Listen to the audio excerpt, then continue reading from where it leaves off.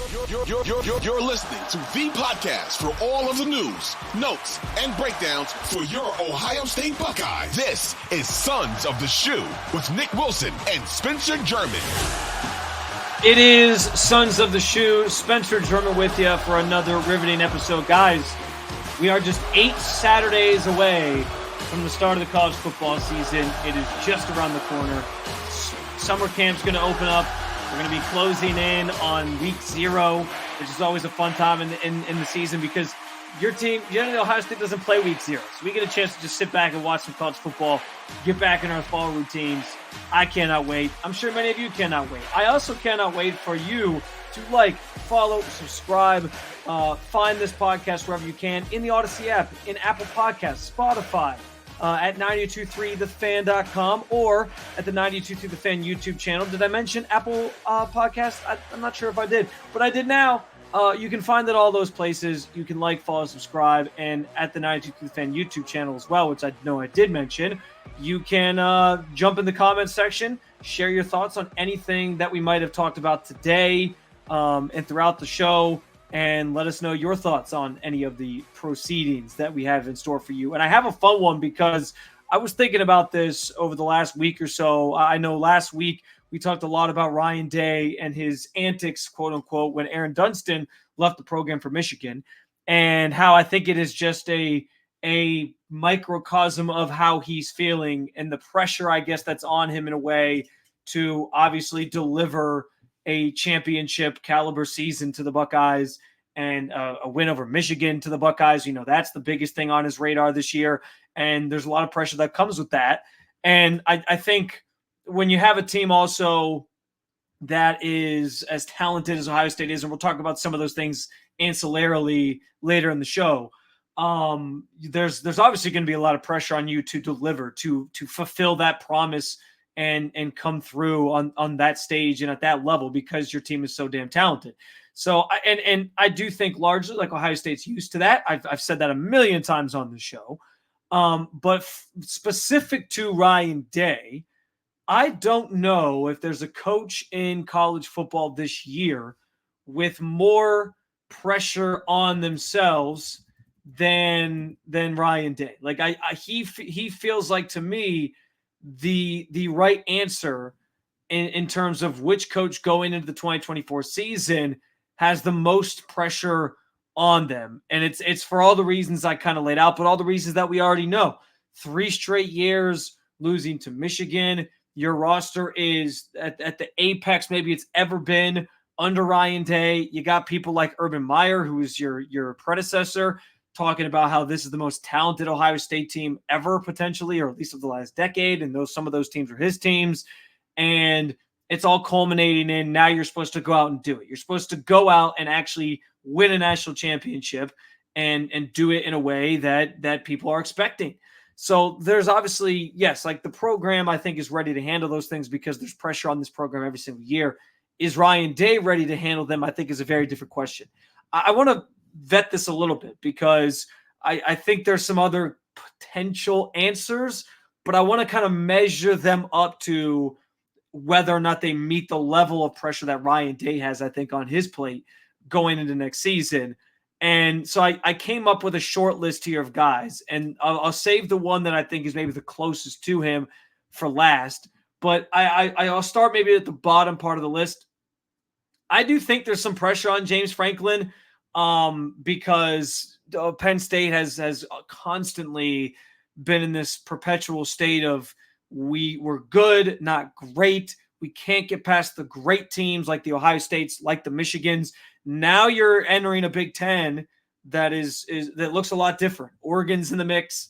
Obviously, UCLA is in the mix. Not necessarily worried about them. Washington, coming off of a run to the national championship, is in the mix. Now they're probably likely to take a step back because they lost Kalen DeBoer and everything that he comes with, and they're not quite the same talent level as they were a year ago. So fine.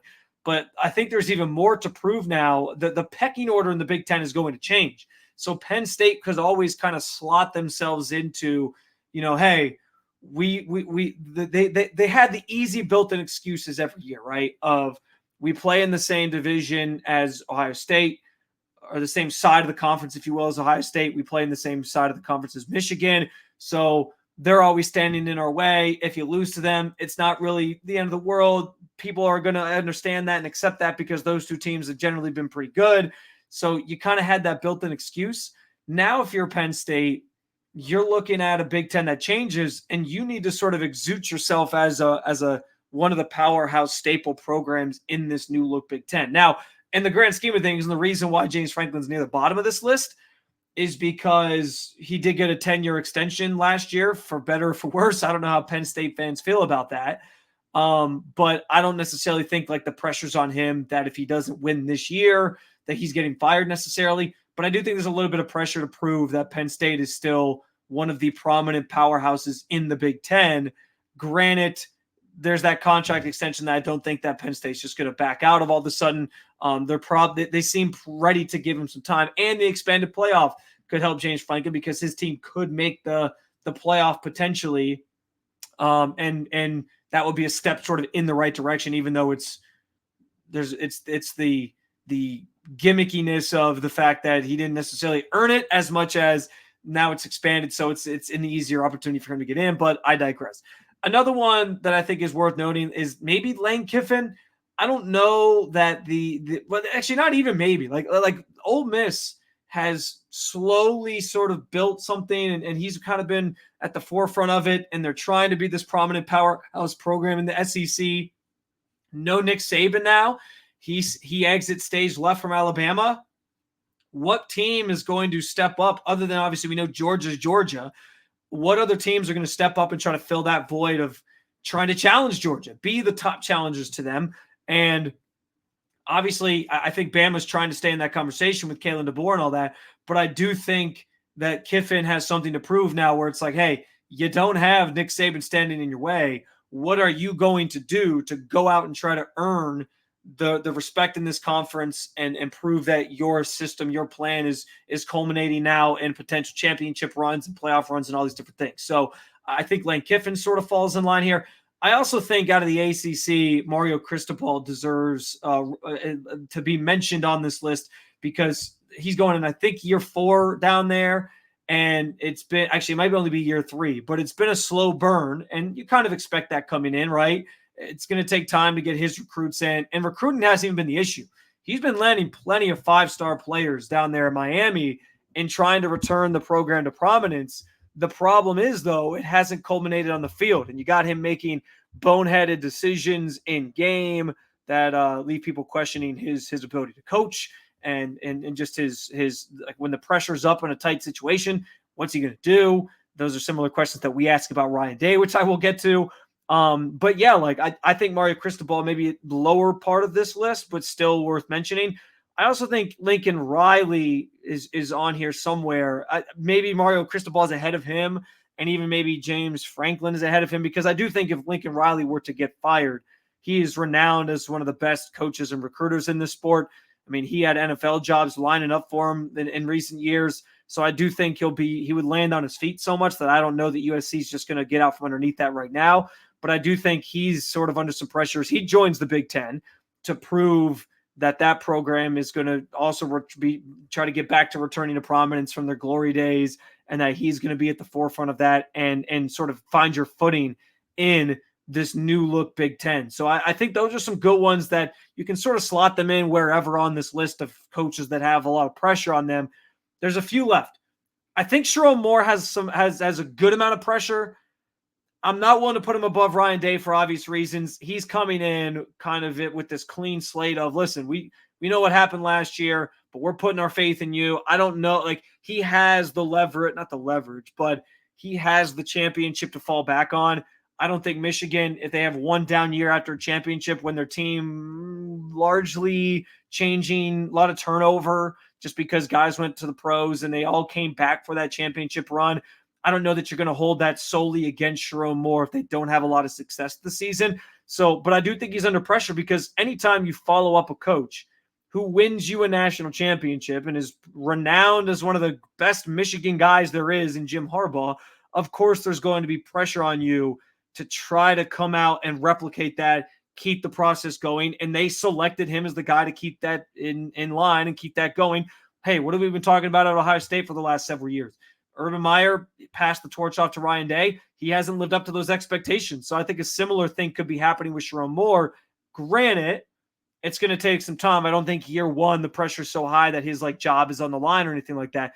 But I think he bears mentioning. Now, the one that I do think maybe comes the closest to touching Ryan Day, and I'm saying flat out right now, I think Ryan Day is number one on the list of coaches that has the most pressure on them going into the 2024 season. And I'll dissect that a little bit more here in a second.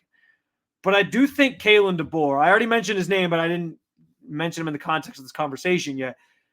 I do think Kalen DeBoer might be the next closest to Ryan Day in terms of pressure that's on them.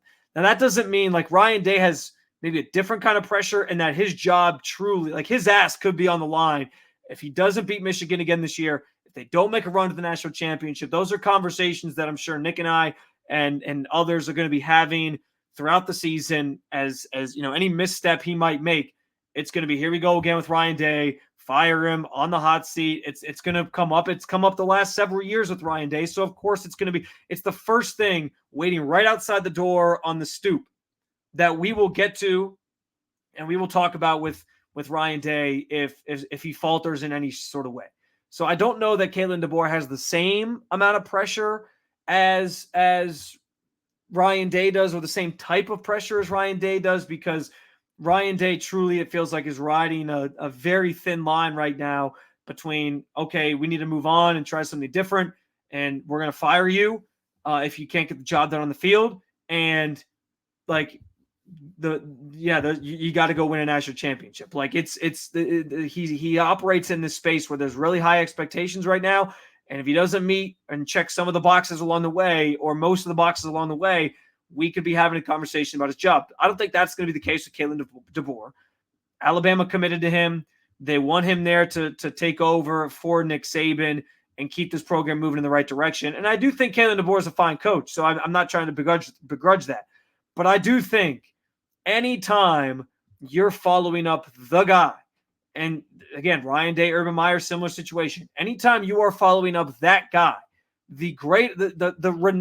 resoundingly, everybody agrees, the greatest coach in college football history, there's going to be some pressure to live up to expectations and carry that torch and keep the program moving in the right direction. If they take a step back under DeBoer, I don't know that Alabama fans are going to give him the patience and the time of day to see this thing through. They're going to want the instant gratification because they've been so used to winning down there. And it's the SEC. Those fans are crazy as hell down there in the South about their football teams. Alabama, maybe most notably.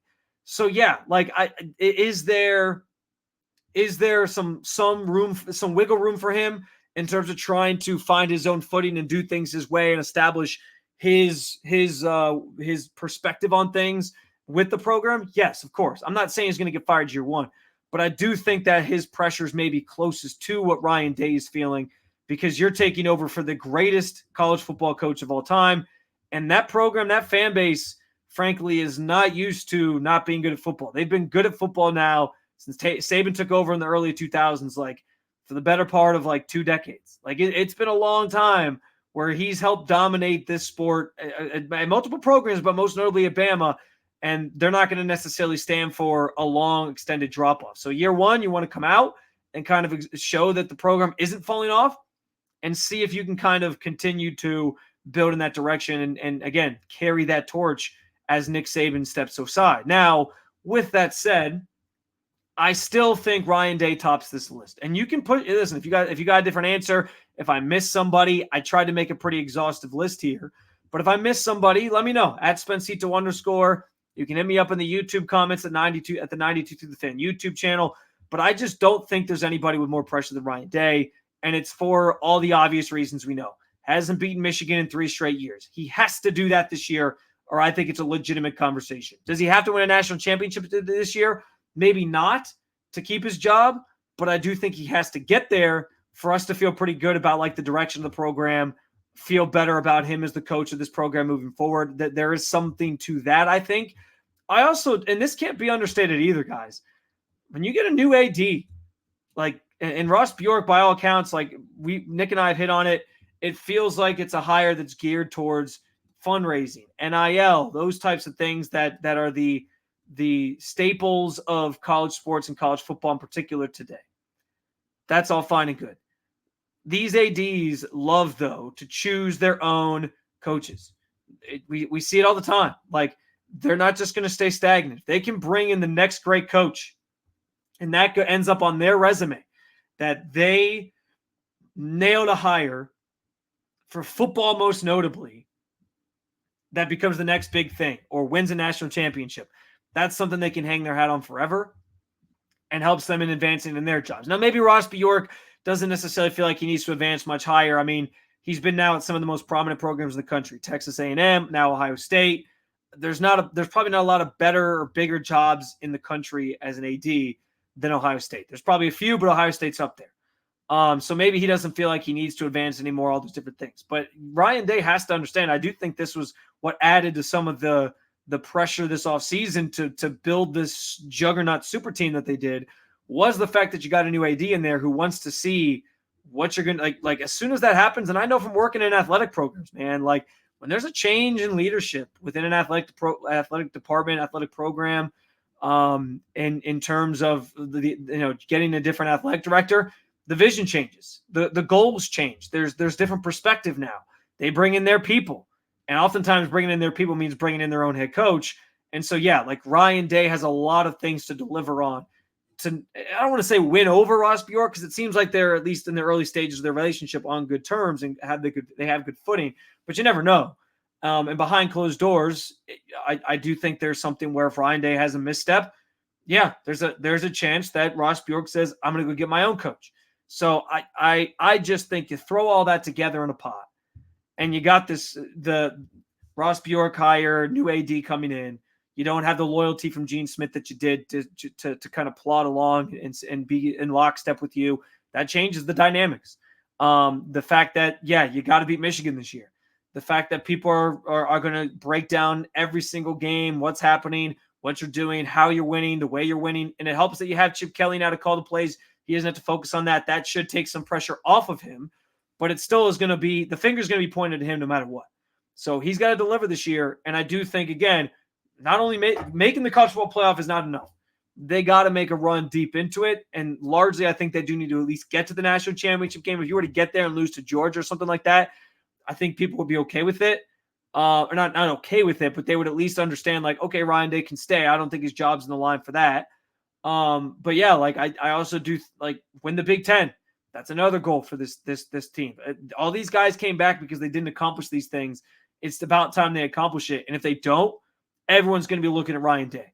Is there a coach, and you throw all that into a pot, like I was trying to say, and you get a massive pressure cooker that is Ryan Day is stepping onto the battlefield right now with all the guns pointed at him. He's got to deliver this year, and he actually like his job, unlike Kalen DeBoer and some of the other names I mentioned, like his job is 100% on the line if they don't achieve some of these major goals that they have. More so than the other names I mentioned. James Franklin, sure, but Penn State is Penn State. They're not Ohio State. There's just not the same pressure. Even Mario Cristobal and his job could be on the line too at Miami, like not the same program.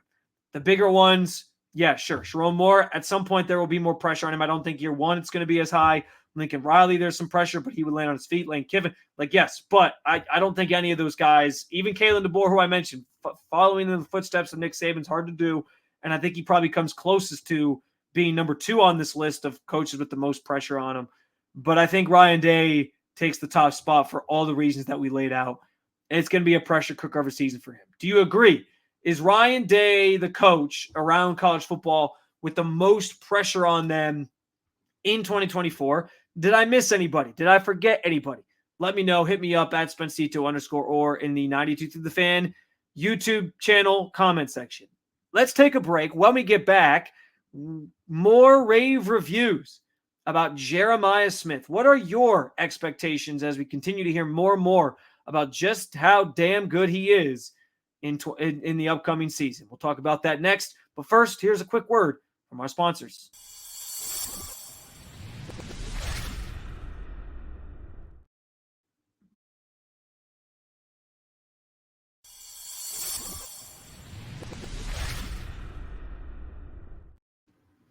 Welcome back in, Sons of the Shoe, segment 2 with yours truly, Spencer German. And we just had a great conversation about the coach with the most pressure on them going into 2024. But I'll tell you who also has a lot of pressure on them because people just keep raving about how good he's going to be is Jeremiah Smith. I say that tongue in cheek. I don't really think Jeremiah Smith has. I mean, listen, he's supposed to be really good. So, yeah, there's some pressure there.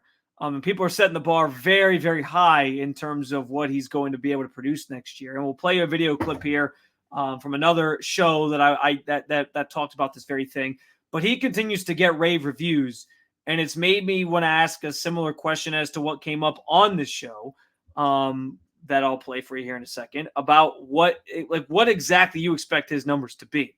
Now, I'm going to play this clip real quick, and this comes from Cooper Patagna, of 24/7 Sports, who was asked on a show he does, the football recruiting podcast for 24/7 Sports, about whether or not Jeremiah Smith has a real chance to lead the Buckeyes in receiving this year and just receiving numbers and be their top receiver this year. And he had a very interesting answer that I want to play for you. And then we'll give you the comments from Will Howard, who had some good things to say about him. And we'll talk about this all here in just a second. But real quick first, this is Cooper Patagna talking about Jeremiah Smith and whether or not he thinks he could be Ohio State's leading receiver this year. Question from Andrew. Could you guys see Jeremiah Smith leading Ohio State in receiving this year? Yes, I could. Oh, really? Yeah. You act so surprised every time I kind of give a very convicted take on Jeremiah Smith being the guy. And you know what's funny? I was reading quotes from some of his teammates, Will Howard included, the other day, and hearing those guys talk about him and what type of player he is, and the fact that he got there early and he rolled in spring.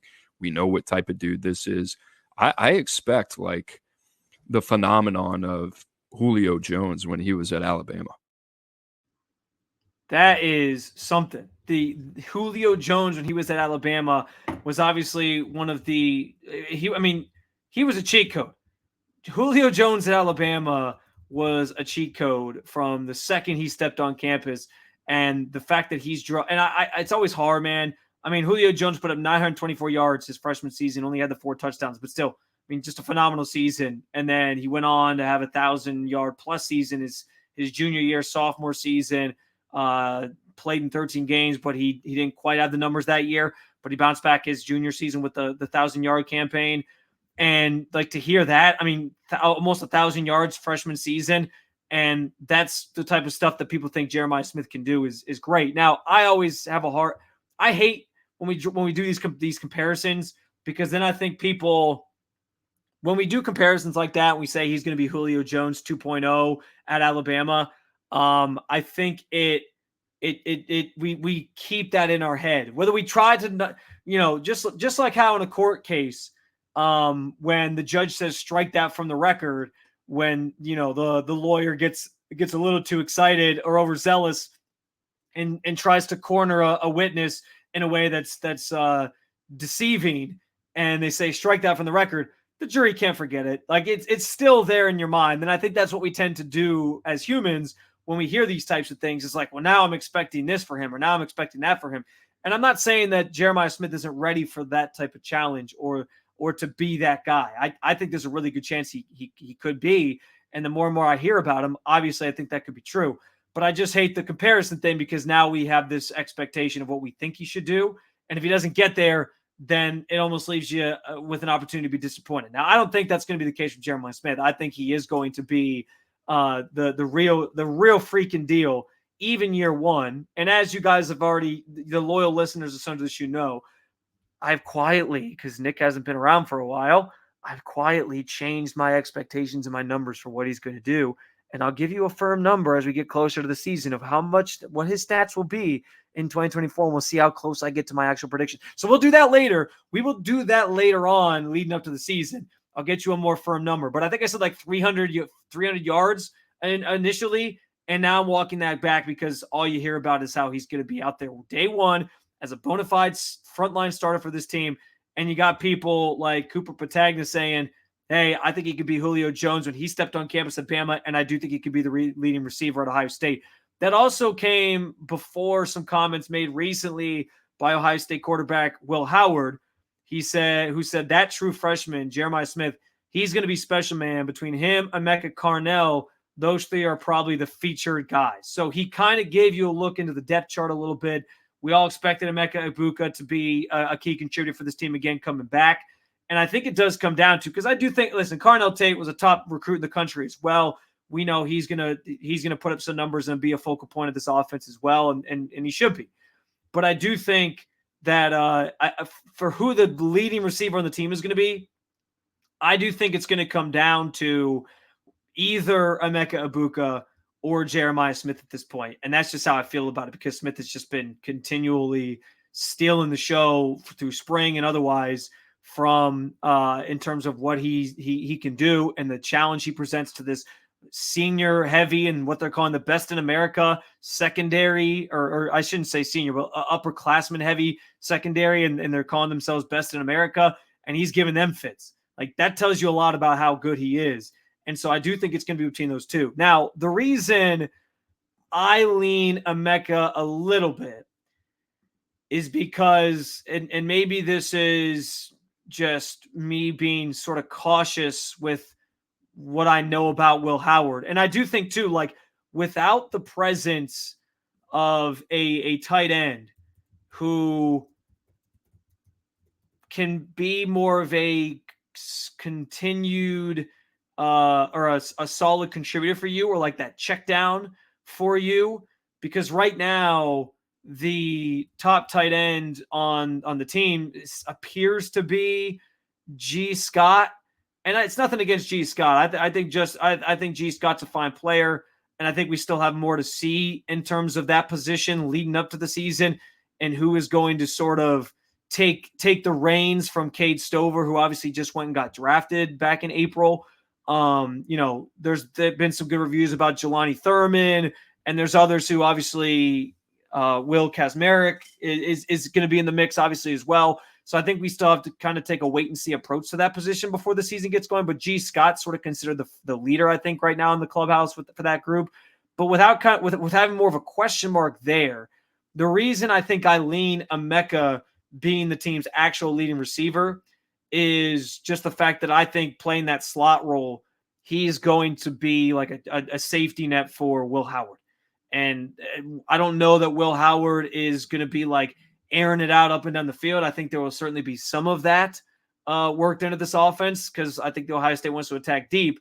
I don't know that we saw Will Howard really run an offense that was doing that at Kansas State all that often anyway. And we know he's a runner. And I think Kansas State certainly banked on that part of his game a lot as well. So I just think when things are tight and you need a catch, I think Emeka is going to be the guy that he's kind of looking at and who becomes that check down for him. And I think those numbers will pile up to him ending up as the top receiver. But I think Jeremiah Smith's going to be next in line there as the second leading guy, just because of what he can do and just everything we continue to hear about him. I've had to change my expectations. I think early on, and I knew what a freak he was. I just think early on, you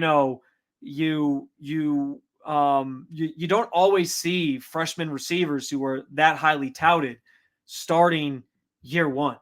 I mean, even Marvin Harrison Jr. was considered a world-class recruit for Ohio State, and he wasn't starting, year one at Ohio State. I mean, everybody remembers like his big breakout came when he was in the Rose Bowl that year, him and Emeka in the Rose Bowl that year, when Chris Olave and Garrett Wilson sat out because they were prepping for the draft and all that. Like, that's where it all kind of came to fruition for them. And it took them some time to kind of get those reps. And because Ohio State recruits receivers so well, I just kind of figured like, yeah, he'll have a role, but will it be as prominent as maybe we think it is? I don't know. I've changed my stance on that. And to be clear, like, it makes sense. It's on me, I guess, for thinking that in the beginning.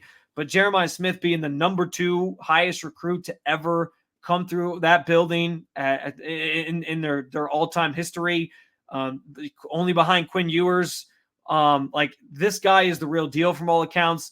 And I do think that we should be having expectations in terms of what he's going to do like that are pretty high, because that's all we hear about. And if he's already earned his spot on this depth chart and in this starting lineup, then yeah, there's a good chance he could be the team's leading receiver. I just think Emeka is going to kind of be that check down safety net type player for Will Howard, and that'll sort of pile up in him ending up leading the team in receptions and yards and all those good things. Maybe Jeremiah Smith leads in touchdowns though, but I think he's going to be in that conversation because he's too damn good to be denied from everything we keep hearing and seeing about him. So, and again, that's also the nature of, I think, the college football landscape today.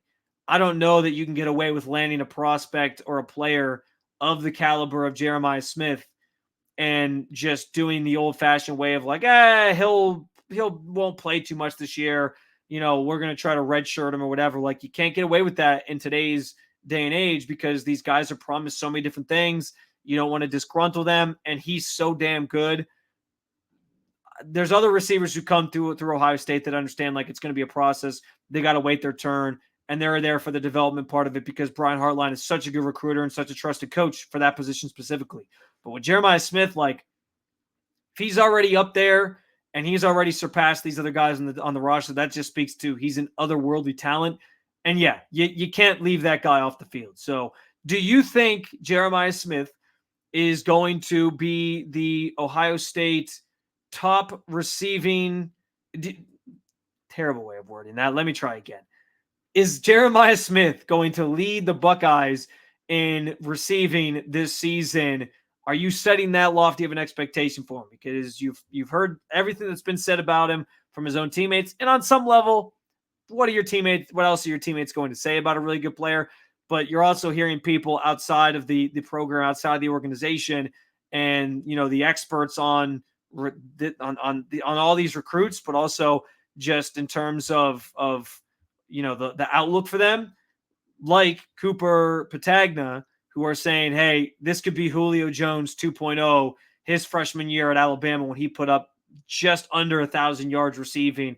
And that makes you excited. I, again, will give you a finite number, a solidified number of what I think his stats will be this year. Jeremiah Smith, that is, later in the summer, before the season starts, and we'll make that the standard. That will be the thing that we measure it against, and we'll see and track it throughout the season and see where we get. I'm still working through that, but we'll get there. What do you think his numbers will be? Will he lead the team in receiving? I'm saying I think Emeka Egbuka still leads the team in receiving, but then I think Jeremiah Smith will be a close second. What say you? You can hit me up at Spency2_. You can also find us in the 92 The Fan YouTube channel comment section and leave your thoughts there as well. We take a break. When we come back, it is the return. And I actually think I'm going to rebrand this segment. We used to call it Fourth and Short, Fourth and Long, one of those. I couldn't remember what the official name was, but I actually think a better way of naming it is 4 Down Territory. We'll go through 4 different topics with you. We'll talk about them. We'll discuss them, and we'll get you out of here for another episode of Sons of the Shoe. But quick, here's a word from our sponsors.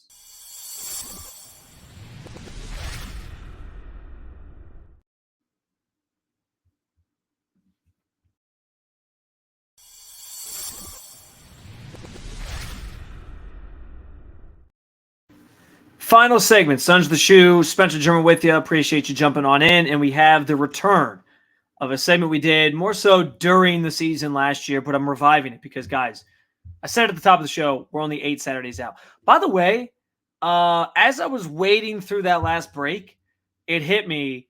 I completely blanked on one of the coaches that actually is probably top 3 in terms of pressure next year with Ryan Day and Kalen DeBoer. Marcus Freeman from Notre Dame. How the hell did I forget about Notre Dame? Probably just because they're independent, and I sort of blocked them out of my mind. Until they join the Big Ten, they mean nothing to me. They're just nameless gray faces, I guess. I don't know. But yeah, I forgot about Marcus Freeman. Marcus Freeman has a lot to prove at Notre Dame beyond just making the expanded playoff, which seems likely for them now on a consistent basis. But yeah, like it's time for them to sort of put up or shut up and actually be performing at a level where you're competing in that tournament. So Marcus Freeman is a good one. Marcus Freeman is a good one. I'm sure some of you probably are going to call me on that when I cut this up and have the individual segments after that first segment. You're all going to say Marcus Freeman, Marcus Freeman. But I caught myself. You just got to get to the third segment to hear it. All right. Anyway, guys, we are reviving a segment that we used to do during the season. It used to be called Fourth and Short, Fourth and Long, whatever it was. I don't know, but I'm rebranding it, and it is now known as Four Down Territory, where we cover 4 different topics that are surrounding Ohio State or the college football landscape at the moment. And we start with topic number 1, our first down topic, which is EA Sports releasing this week as they continue to roll out more and more about the very hyped college football 25 video game. The top 5 or the top 10 college football environments that in the game that'll make it hard when you're playing in these specific venues. Now, their list starts with number 1, Kyle Field, all the way down. We got Bryant-Denny Stadium where Bama plays, Tiger Stadium for LSU, our friendly confines, Ohio Stadium for the Buckeyes, Georgia Bulldogs, Sanford Stadium is number 5. You got Beaver Stadium number 6, Camp Randall Stadium number 7, Gaylord Family Oklahoma Memorial Stadium, which is Oklahoma, obviously, and number 8. Doak Campbell Stadium, where Florida State plays, is number 9. And Ben Hill Griffin Stadium, where the Gators play, the Swamp, better known as the Swamp, is number 10. This list is pretty good. Pretty good. I will respect the list. It's a pretty solid list. But I have my own top 10 because I think they got some of these woefully wrong. I think, first of all, number 1 has to be Tiger Stadium for the LSU Tigers. That place, all I ever hear about is how raucous it is, how insane it is. They've caused earthquakes before. Spare me Kyle Field being number 1. It's Tiger Stadium. Number 2, maybe some Big Ten bias here, but I've also been to games there numerous times. Beaver Stadium, where Penn State plays, has to be number 2 in my opinion. And so I bumped them up. Those whiteout games are something you've never experienced anything like it before. If you've had to play in that environment, like it's ridiculous. It's crazy. And I do think a lot of times that works to their advantage in the games that they host as whiteout games because the crowd is so crazy and raucous. So I'm putting Beaver Stadium 2. Number 3, we got Bryant-Denny Stadium. So I'll give some love to Alabama. Their environment is very, very good when their fans are staying and sticking around for a good matchup because, Nick Saban always used to complain about fans leaving early for some of the nobody games, but there you go. I don't know how this stadium wasn't on wasn't in the top 10 for college football 25 for best environments, but Neyland Stadium, where Tennessee plays, how is Neyland Stadium not on there? That should absolutely be top 10. All I ever hear about is that place being tough to play. So I have them number 4. I have Ohio Stadium. No, sorry. I have Ben Hill Griffin Stadium for the Gators, the Swamp, number 5. I have Ohio Stadium, number 6. I think Ohio Stadium is in the top 10. It deserves to be in the top 10. Just from my experience, and I haven't gone to the bigger games in the last, I haven't been there for any of the biggest matchups. I'm always although that'll change this year because I got myself and my wife tickets to Ohio State, Michigan this year. So I'll be in there with many of you supporting the Buckeyes, and we'll see how that game turns out. But I digress. Maybe my opinion will change. But I think for now, Ohio Stadium belongs in the top 10. I have them 6.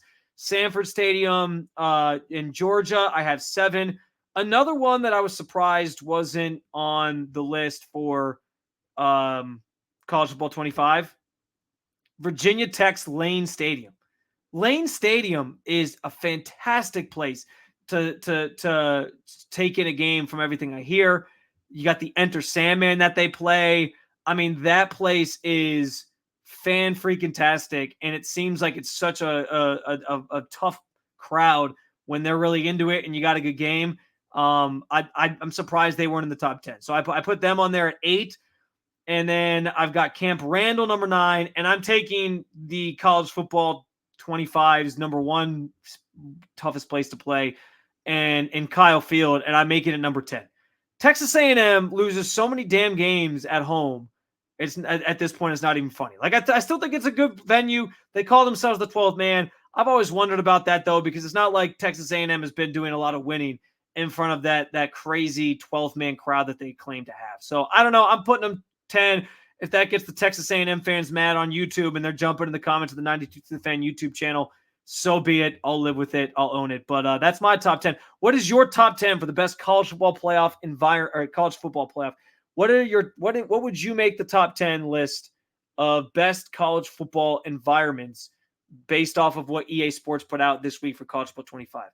We go to second down, and in second down, we're sticking with the video game College Football 25 because the official team power rankings were released this week as well. And Ohio State came in second with a 93 overall, tied with Oregon, who also comes in at a 93 overall.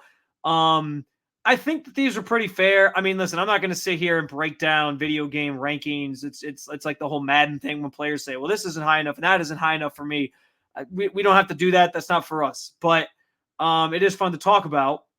I think Ohio State being 93 behind Georgia, who's 95 overall on the top team, makes a lot of sense. Georgia's bringing a lot back, and they obviously have the best quarterback in college as a returning starter this year. So I think that's probably fair to have them. And I think it's the same conversations we've been having just in terms of overall rankings. But I'll tell you, man, seeing Ohio State and Oregon so high on this just gets me more and more excited about the potential showdowns between those two teams, not just this year, because we know what's happening this year, but in future years to come. And seeing those two teams duke it out for the Big Ten this year is going to be a lot of fun. So, by the way, Michigan on this list is 11th, 88 overall. They have the same ranking as Penn State, who's 9th overall, Utah, who's 10th overall, Florida State, who's one spot below 12th overall, Miami, who's 13th. A lot of 88s. Texas A&M is an 88 overall, 14th and 15th overall. Ole Miss also an 88 overall. So there you go. Colorado, 87 overall. How about that? Iowa sneaking in 87 over. All the rest basically from 16 on, all these teams have 87 overall rankings, including Iowa, who sneaks in with that stout defense of theirs at 25th. So there you go. But I think this was pretty fair. I thought it was pretty fair. Speaking of pretty fair, we go to third down, which brings us to PFF released. This was now a couple weeks back, but they released their best team at every position entering the 2024 season. I'll read this off for you here. No surprise that Georgia was their top rated at the position in terms of quarterback. Carson Beck coming back makes a ton of sense. Running back, your Ohio State Buckeyes, which, again, ton of sense there when you got Quinshon Judkins and you got Travion Henderson. The next one is interesting, and I think this one, there's certainly some debate to be had, and I think Ohio State could have been in the conversation for this. I didn't go look up if they did like all the positions and like where, or every team for every position, where they sort of fall in line, like if Ohio State was second, third, fourth, whatever, behind them. But they have Oregon number one for wide receivers and tight ends. I think this is pretty fair based on like guys who have proven themselves. I mean, Tez Johnson was 1,000-yard receiver last year for them, plus 10 touchdowns. He's going to be really, really good again this year, and I'm expecting that for sure. Plus, you had Dylan Gabriel into the mix as a transfer. Their quarterback receiver situation is going to be great. And as another transfer, you get Evan Stewart in from Texas A&M, who had like 500 yards last year. I think 600 yards his freshman year. He's going to add to that group. And their tight end, Terrence Ferguson, more proven at this point as than anything that Ohio State currently has as a senior coming back on this team. So I think it's probably fine that Oregon's there, but I do think that's one to watch, because if Jeremiah Smith really is the bee's knees, like we keep talking about, like we mentioned last segment, we could be feeling differently about the wide receiver rooms across college football. And Ohio State rather might end up topping that list because like it's basically just like it is a minefield of wide receiver talents that are just waiting to be explode or be set off by getting their opportunity. Offensive line, Alabama is number one. No surprise there. Bama's always really good. They had the whole Caden Proctor situation as he transferred to Iowa then back. So yeah, they're up front. They're always one of the best, most physical teams. And that's an area of weakness for Ohio State, which I'm sure we'll talk about more leading up to the season. Now, defensive side of the ball, this is where things get fun because of the three position groups. Ohio State dominates two of them. Defensive line, no surprise there when you got all the guys coming back that you have coming back.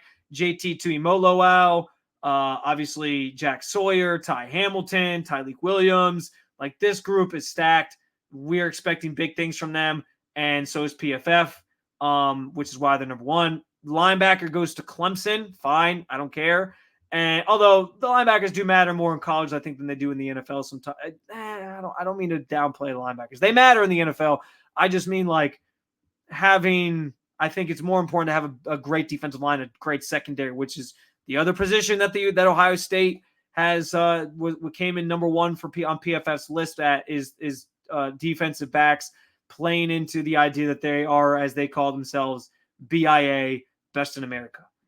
Do you agree with that list? Ohio State number one at every position in terms of a best team at every position at running back, defensive line, defensive backs. Did they get anything wrong? Should they be number one at wide receivers, tight ends as well?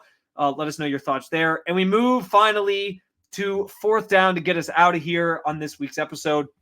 What team are you most worried about in the Big Ten? Now, it's an interesting question because the obvious answer in previous years would be Michigan. And I still think Michigan, they're always in the back of our minds, right? We're always thinking about them. We're always wondering if this is the year Ryan Day finally beats them, whatever. I'm actually more worried about the team I mentioned in the EA Sports top 25 power rankings for the video game. I'm worried about Oregon. I mean, this year, they are your biggest challenger. I know there's a lot of demons with Michigan that you got to get past, and I know that there's like, that's going to come in November. But that Oregon game, and maybe it's just because it's earlier in the schedule, that Oregon game could be like a potential Big Ten championship game teaser or preview. It's a chance to see how these teams it's one of the first real matchups in the Big Ten, in this new thought Big Ten or new look Big Ten, between two like juggernaut programs. And if Ryan Day gets absolutely schooled by Dan Lanning, like, that'll be very telling. So I'm definitely worried about that one. Even if they lose, like, it's not even that if they lose, the season still can be salvageable and it's okay, especially with the new playoff format and maybe a chance to beat them in a Big Ten championship game rematch type setting to, clinch a first round bye in the playoff. I can live with them potentially losing that game as long as they end up beating Michigan at the end of the season, which I'm anticipating. But the problem for me is, like, how much of a threat are they going to be to your national championship hopes? All these different things. So yeah, I'm most worried about Oregon. I think I've said that on this show already, but Oregon's the answer for me. What team are you most worried about in the Big Ten this season? What environments are the best in college football? Did EA Sports get it right with their top 25 for the game, for college football 25? And the best team at every position, should Ohio State have been number one at receivers and tight ends as well as the other three spots that they own? You can answer all those questions at the 92 Through the Fan YouTube channel in the comment section. You can hit me up on X at Spencito_. All great ways to get involved in the show. Other great ways to get involved with the show. You can like, follow, subscribe, whatever else it is that you can do at 92 Through the Fan. In the Odyssey app, Apple Podcasts, Spotify, the 92 Through the Fan YouTube channel. Did I mention Apple Podcasts? I just did again. We appreciate you guys jumping on in with us. I will be back. Guys, 8 Saturdays left. 8 Saturdays left until we have college football tangibly on our TV screens again. I can't wait. I'm excited. We'll continue counting it down with you on this very show, Sons of the Shoe. Until next time, talk to you guys again soon. And as always, go Bucks.